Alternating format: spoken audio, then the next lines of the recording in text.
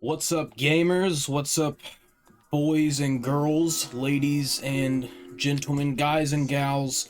Um, I'm back today. I'm back with another video that I want to make and talk. You know me. If you've been watching this channel for the past few videos, I've been on the website for about a week, maybe a little bit more than a week. And first of all, I'd just like to say I really appreciate all the views I've been getting on some of these videos. The Death Stranding video got quite a bit of views.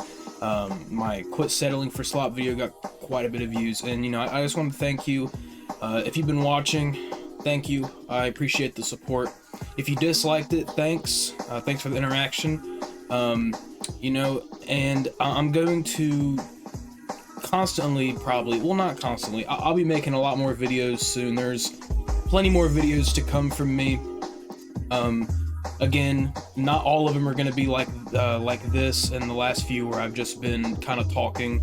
I want to make gameplay videos and stream and stuff and kind of chill.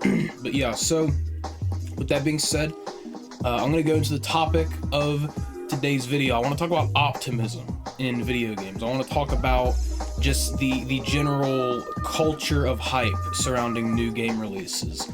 And this is something that a lot of people, myself included, are very cynical about and are kind of always seeing. We always have kind of a negative vision of this kind of stuff because it is the most exploitable thing in the entire industry is optimism and hype for a new title. So I'm pretty sure if you're a long time gamer, or not even long time, if you've been gaming for a few years, you probably know which games I'm talking about. The ones that get a lot of hype do not meet up to the hype at all. All right, you know, it's Starfield, it's games like Cyberpunk, it's games like Dragon's Dogma 2 with the release issues, performance and stuff. I wasn't super hyped about that because I've never played Dragon's Dogma 1, and I didn't play Starfield for the reason that I have always been kind of I don't know, I guess negative when it comes to Bethesda games, with just the amount of horrible optimization and bugs that go into Bethesda games. Just personally, I don't really think that they have made stuff that is on par with the expectations people set with them. I have played Skyrim, I played a little bit of Oblivion, I played a little bit of Fallout 3, and I played a decent amount of New Vegas, and I don't think that any of them are the cutting edge, like, magnum opuses that a lot of people say they are. Just saying that is spawning a fucking wave of hatred. People are gonna be like, this young buck, this kid, he never played a real Bethesda game, he never played a real man's game, he's never played Morrowind. I really do want to play Morrowind. I think Morrowind looks awesome. But when it comes to the ones that I have thoroughly played, I have enjoyed them. Alright, for sure, I've enjoyed them. I've enjoyed Skyrim a lot. I think Skyrim is great. But the issue with Skyrim is that I would say it's probably 50% one of the most fun and engaging, immersive video game experiences ever. Alright? And then the other 50% is probably the most buggy disaster fuckfest of a game I have ever played. No joking, no rage baiting here. I genuinely think that Skyrim is horrible with the bugs. I think that if it didn't have as many awful game-breaking glitches and just general amount of polish that it does, if it had significantly more polish, I think that it would probably be like a solid 8 out of 10, maybe even a 9. It is probably not a 9, actually. It would be an 8, because I just think it's so good and it's so fun, inherently fun and engaging to actually play. I think it's awesome. I really do think Skyrim's awesome. If you haven't played Skyrim, for sure, check it out. Don't just let me, be super cynical and discourage you from playing any of these games, because I don't really think that you can get a proper, full opinion on a game unless you play it for yourself, which is why I rarely talk about games that I haven't played. except for a few that I know for sure I don't have to play to know that they're bad. There's some games that are like that, you know?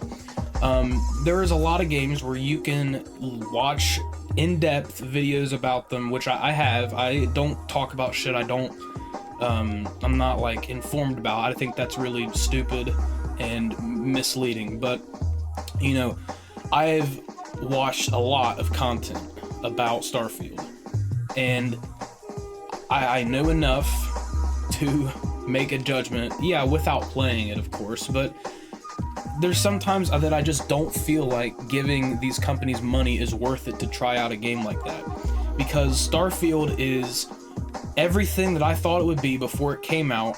I had all the skepticism that probably most other people had. You know, it's probably not going to work on launch. It's going to be unfinished, buggy fuckfest, or it's going to be super, super average with a generic C grade fucking story plot with average ass writing that people will probably think is deep, or some of these brainlets will probably think is deep because it's a video game, and you know, video game writing standards are fucking abysmal these days. But no, it actually wasn't really that. It was partially that. I think the writing portion stuff, from what I've seen, the writing's awful, and I've seen quite a bit. I've probably watched about 20 hours of content on Starfield, just reviews and stuff, because I think it's so interesting. And the writing looks horrible. The gameplay looks dated as fuck. The world is extremely boring, in my opinion. I don't think there's anything inherently interesting at all about the universe of Starfield, personally. Maybe some people like that. It's a very sterile feeling, kind of white corridors everywhere, kind of constantly industrial space setting, I guess. And it just seems kind of generic to me. Same issue with Cyberpunk, honestly. And yeah, you know, when I saw the gameplay of Starfield, I didn't think it looked amazing. I'm never one of these people that pre-orders games, no matter how good it looks. You know, and I'm gonna be showing gameplay here for the background gameplay and video. It's gonna be this new game that is coming out in 2025, I believe. It's called Crimson Desert. And if you don't know what Crimson Desert is, it's gonna be a single-player open-world RPG by the creators of this game called Black Desert Online, which is a MMO. I've never personally played Black Desert, but it's always looked fun. And I'm showing this in the background here because I actually didn't know what this game even was until today. I've never seen footage of this game before today. I was on my TV going through YouTube, just kind of scrolling, and I saw this like gameplay, I guess 40 minutes or so. When a game company makes like a pre-recorded kind of scripted gameplay video that shows how the gameplay is supposed to be. Cyberpunk had the same thing, and yeah, it honestly, in my opinion, I think it looks amazing. But again, that's why I'm making this video. I'm kind of bad at talking in some of these and making my point, but the point is, I want to talk about optimism, because I feel like every time people get really excited for a game, it almost never matches those expectations. That is why I am so worried about Grand Theft Auto 6. You know, because Grand Theft Auto 6 is the most hyped game in human history. I don't think anybody would argue with that. There has never been a more hyped game in history. And especially not one I've been a part of. The hypes of games that I've been a part of were the Final Fantasy VII Remake, I was very hyped for, and Rebirth, obviously. And Cyberpunk were really the only ones I can think of, and Elden Ring, of course. So Elden Ring, I think everyone was also excited for. And Persona 5 Royal, I guess, but fuck, I'm not here to talk about that shit. I'm here to talk about Cyberpunk and the bad, awful parts of this kind of optimism. And I think GTA 6 is having so many insane expectations put on it that it is never going to meet those, no matter how good the game is. The game could be the best game ever made. You know, it could be objectively a perfect masterpiece. I don't think it will. I think that it'll be a very good game, but I think Rockstar games kind of always have their faults with the, I guess, the ludonarrative dissonance, you know, as much as you hate hearing that, that kind of shit. And I think that the open worlds are sometimes kind of, not really empty, but there's not really a whole lot of activities to do other than stuff that is super scripted, or is just kind of out in the world. But I don't think there's a whole lot of content just in the open world inherently. There's like not a whole lot of mini games and stuff. Maybe I'll be wrong. I played a little bit or I played all of GTA 5. I thought it was great. There was a few mini games there that were cool, but it just kind of feels like these open worlds that Rockstar makes are so massive that sometimes it just feels like an impossible task to fit a lot of interesting stuff into a lot of it. Now, Red Dead 2, oh fuck, you probably heard my fucking chair just creak now. Red Dead 2 did a amazing job of this, in my opinion, though. I think Red Dead 2 is awesome. I think it's the best game they've ever made. And it did a great job with that kind of like world simulation where there's like so much stuff to do, and it's just kind of, even if there's not like a bunch of objective markers like a Ubisoft slop open world, or like something like Final Fantasy VII Rebirth where it's just like constant content around every corner, it's like the world is still just feels so realistic and lived in, and I think that's kind of the vibe Rockstar's trying to go for. And GTA 6 is on track to be the highest selling game ever, probably the biggest single player game ever, or one of the biggest, because I have no doubt that the map's going to be huge. There's going to be so much content. The story is going to be fucking 50 hours or some crazy length. Red Dead 2 is super long as well. And yeah, I'm definitely hyped for that game. I feel like if you're watching this video and you played a GTA game, or you're vaguely familiar with it, you're probably hyped about that game. Everyone is hyped about GTA 6. And as good as that is, that can also be a poison to the actual product when it comes out. So I guess what I'm trying to say with this is lower your expectations. All right, that sounds super negative and cringe, but honestly, if you lower your expectations for a lot of these super hyped up games that are basically, you're giving them expectations that they cannot live up to. I don't think GTA 6 is going to be the next coming of Christ. I don't think it's going to be the greatest game ever created in the history of the world. And even if it is, or even if it isn't, if it's lower than that, you know, I'm not going to be disappointed because I've lowered my expectations to the point where, yeah, I think the game will be good. I think we should all have standards, you know. I don't think that we should all just expect every game to be bad. That's not what I'm saying at all. I'm just saying that when a game is so hyped up and everyone's like, oh, this is going to be awesome, it's going to be like amazing, I can't wait to play this, I'm going to fucking pre-order it. And by the way, I mean, personally, just, I would really advise against pre-ordering games. It is not a healthy thing to do. It really does just hurt if the product doesn't meet your expectations. And that's not even talking about like when the game is actually just dog shit like Cyberpunk. It's just like when you have a game that doesn't meet your expectations and you pre-order it, that just hurts. You know, I know from experience, it hurts. Don't do it. But yeah, GTA 6, what else? What other games are there that are overhyped, I guess? I guess I'll talk about the game in the background for a second again. Yeah, Crimson Desert looks amazing, alright? But I'm not expecting it to be the best game ever. I'm probably expecting it to be like a good game, probably like a 6 out of 10 maybe, like a decent 6. I'm expecting that.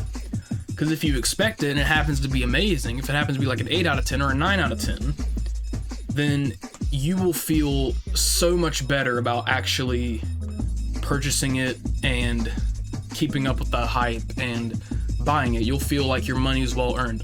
But if you expect this game to be this 9 or 10 out of 10 full-blown, like just insane, life-changing masterpiece, and it's not, and it's like a 7 out of 10, which is an amazing 7 out of 10 is still a great game, you're gonna feel really, really disappointed. So I feel like that's kind of common sense, but I still see so many people in the comments, even the comments of this Crimson Desert video I'm playing right now on screen. It's just, these people will comment and be like, this looks like the only true next-gen game ever made, and like, I'm so excited, like it's gonna be amazing. Sure, you can have expectations. I feel like that's healthy. If you expect something to be good, you know, we shouldn't ever let this AAA slop shit that's always being thrown out like every month. I don't think we should let that pass.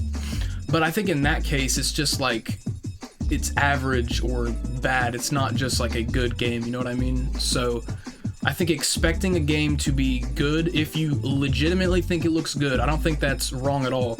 I just think that don't expect every game to be a 10 out of 10, because then you're going to be really disappointed and you're not going to, you're going to just feel let down, I guess, because it happens, man. You're going to get hyped up for games and they're not going to meet your hype if it's too high. It's going to happen. And even if you do have expectations of just a game being good sometimes, it'll still turn out to be a dog shit game and you'll still feel disappointed. And I think that is kind of the main issue with games. That's when it's the game's issue. If it's just a bad game like Cyberpunk. Like, I admit, my expectations for Cyberpunk before it dropped were crazy high. I thought it was going to be one of the best games ever just because of all the advertisement that CDPR was pushing about it. And, you know, I ordered the game, I pre-ordered it like 8 months in advance, like whenever the pre-orders were available, like a long time in advance probably. And when it dropped, when it got to my house, I was really disappointed by it.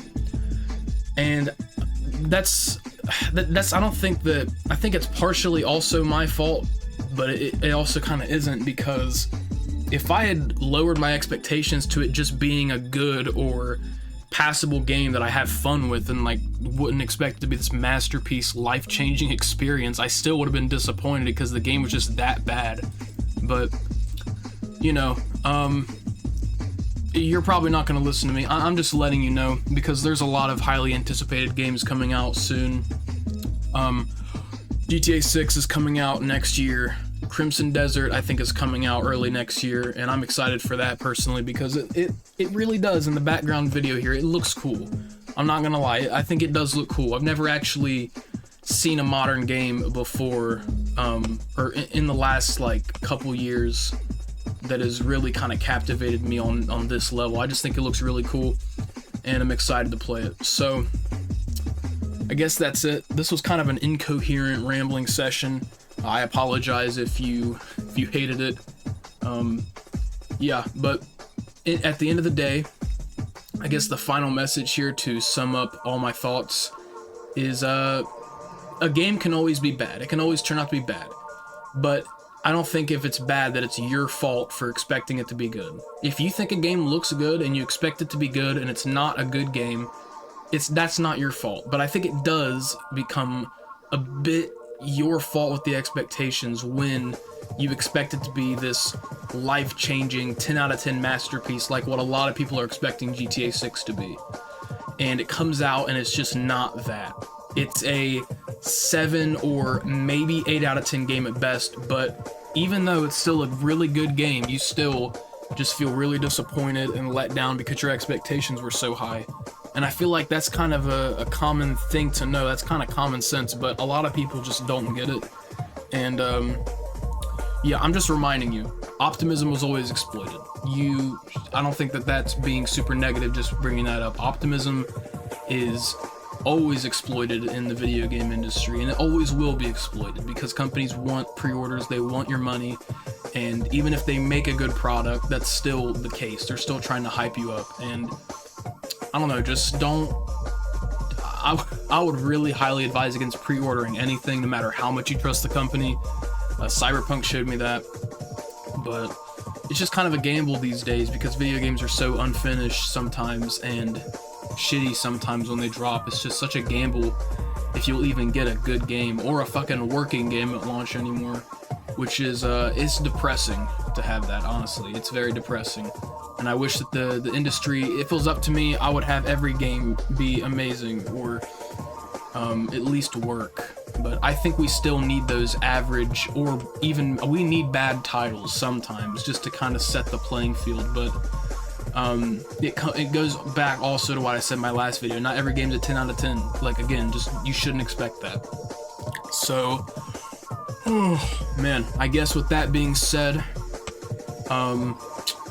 that's about it. This will probably be the last full talking video I make for a while, because I'm getting a few new people that watch my videos, which is amazing, a great thing. Thank you very much. And I'm thinking maybe soon I will start streaming. I'm thinking of streaming Cyberpunk again, just trying out the new patches and stuff, and just seeing if my mind gets changed on it. I play a little bit of it, and I'm not convinced yet, but maybe if I live stream it and I got people to talk to and actually like interact with in my community here while I play it, it won't be as painful, and maybe I will enjoy it. So I don't know.